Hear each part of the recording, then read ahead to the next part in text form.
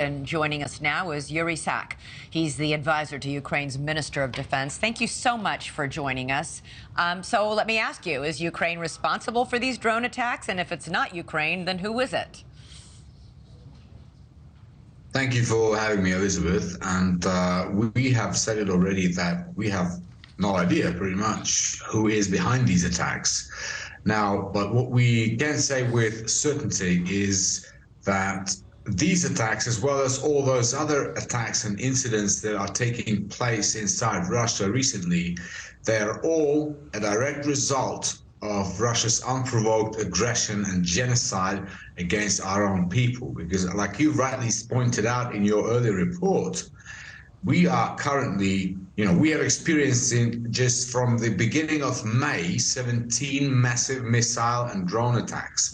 Now, thanks to the air defense capabilities that we are receiving and have received from our allies, and primarily from the United States of America, for which I would like to use this opportunity to thank the American people and the American government. Now, thanks to those air defense capabilities, we are shooting down most of these missiles and drones. But that, of course, still is missile terror that has to be punished.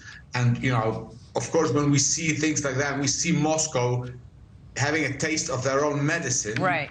It's logical. Well, an advisor to President Zelensky said, quote, "We certainly enjoy watching and predicting more attacks, but we don't have direct involvement." Do you have indirect involvement?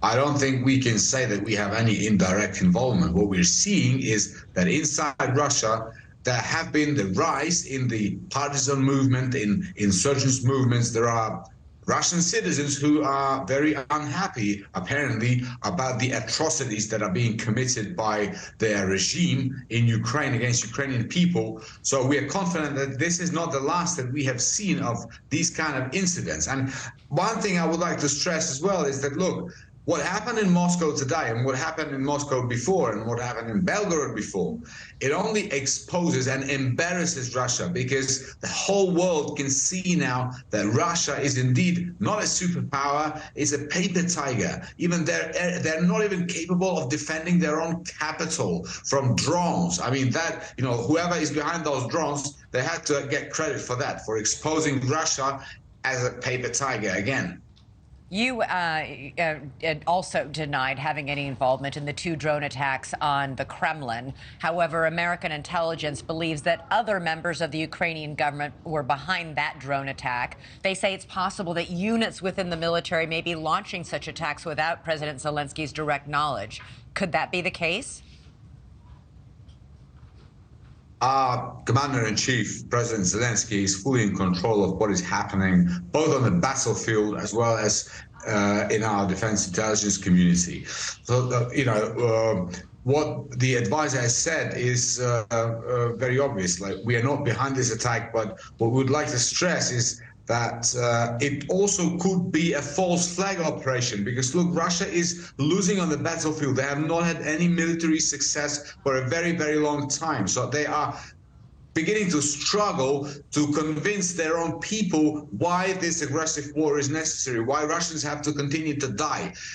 200,000 soldiers, Russian soldiers, have been killed on the battlefield already. Right. And, they are struggling to explain to their people. So this could be a false flag operation as well.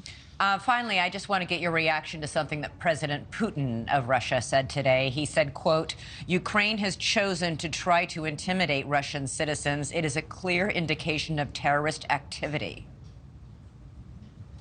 This is a very crazy statement. This is a very Orwellian statement, because the chief terrorist on the planet is accusing its victims of being terrorists. This is a man who has an international arrest warrant issued against him. He's an internationally indicted terrorist. So why should we take care of, what he says? Thank you for watching. Go to newsnationnnow.com to find NewsNation on your television provider. And don't forget to click the red subscribe button below to get more of NewsNation's fact-driven, unbiased coverage.